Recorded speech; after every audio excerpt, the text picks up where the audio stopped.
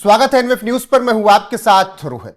इस वक्त मेरे साथ पश्चिम बंगाल की राजधानी कोलकाता से आने वाली प्रियांजलि नियोगी हैं, जिनके साथ उनके मुस्लिम पति ने क्या कुछ किया था वो आपने एनएफ न्यूज के पॉडकास्ट पर सुना। जब प्रियांजलि ने मेरे साथ ही पूरी आप बीती सुनाई, किस तरीके से उन्हें प्रताड़ित किया गया। उन्होंने लव मैरिज की थी, लेकिन वो बाद में किस तरीके से उनके लिए ही मुसीबत बन गया, वो सब आपको यहां पर आप बीती एनएफ न्यूज पर मिल चुकी है। एनएफ न्यूज के पॉडकास्ट पर जाकर विस्तार से आप जान सकते हैं कि प्रियांजलि के साथ पूर्व विधायक, मौजूदा कांग्रेसी नेता इमरान विक्टर ने क्या कुछ किया। अब उसी मामले में कुछ और हलचल हो रही है और ऐसे में प्रियांजलि मेरे साथ हैं और उन्होंने काउंटर एफिडेविट सबमिट किया है रिटर्निंग ऑफिसर को और तमाम आरोप अब प्रियांजलि की तरफ से और हैं अपने पति इमरान विक्टर पर।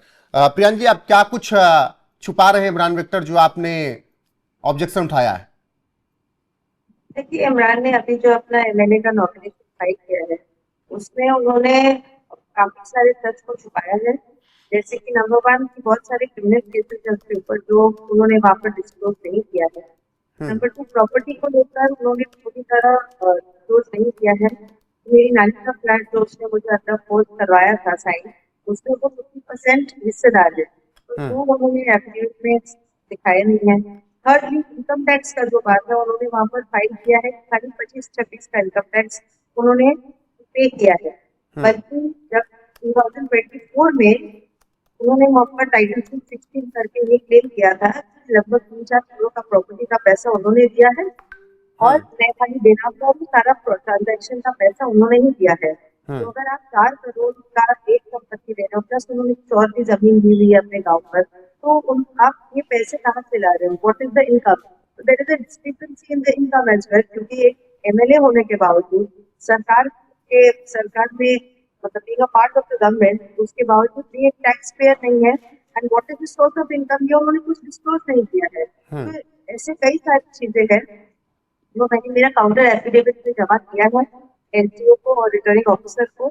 तो उन्होंने लेके तो बोला है कि वो लोग देखेंगे इस पर आगे क्या कार्रवाई होगी, बट देखा जाए क्या होता है।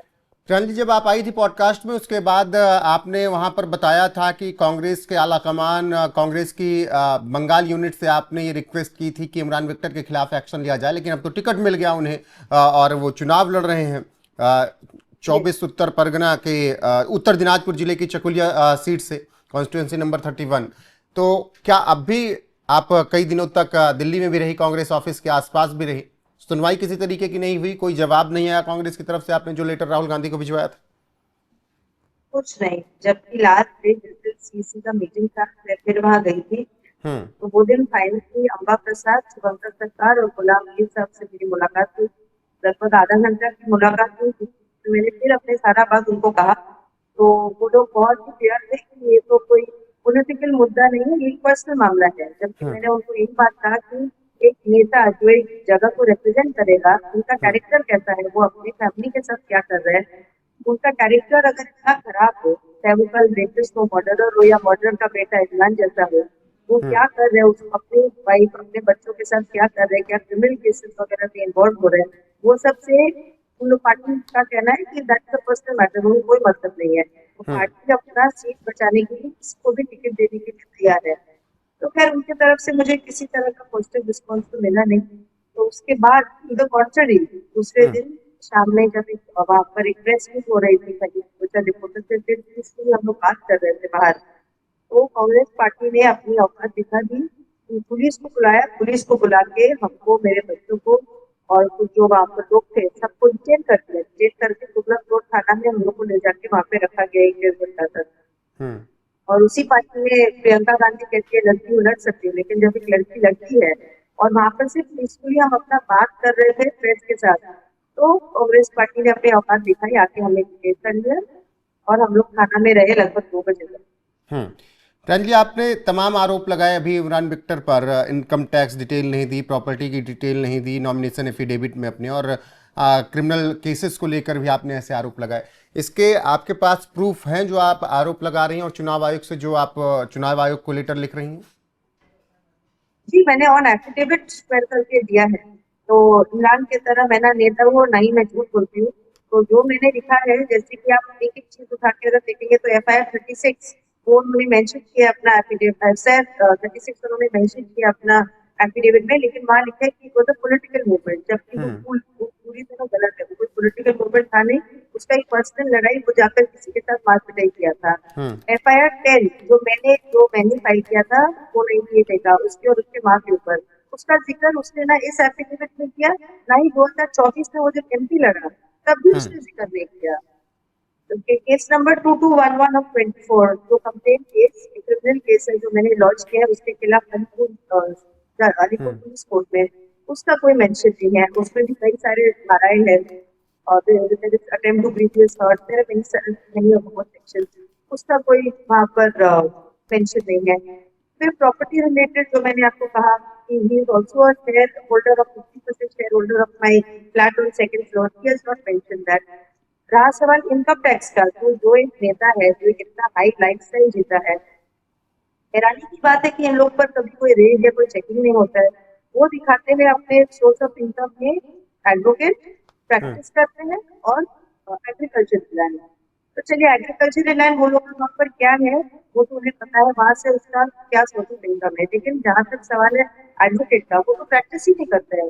एडवोकेट और रिकॉर्ड वो अगर वो जगह दिखा दे दो कि इसका जो एडवोकेट और रिकॉर्ड है तो आदमी माने। तो इस तरह से वो झूठ बोल के अपना एफिडेविट को जमा किया है। 2024 में भी सेम चीज किया है और इस बार तो फिर किया। प्रियंका जी, अभी तक बंगाल पुलिस की तरफ से, बंगाल सरकार की तरफ से कोई मदद मिली या कोई आश्वासन मिला? मैंने पॉडकास्ट में भी पूछा था, तब आपने कहा नहीं।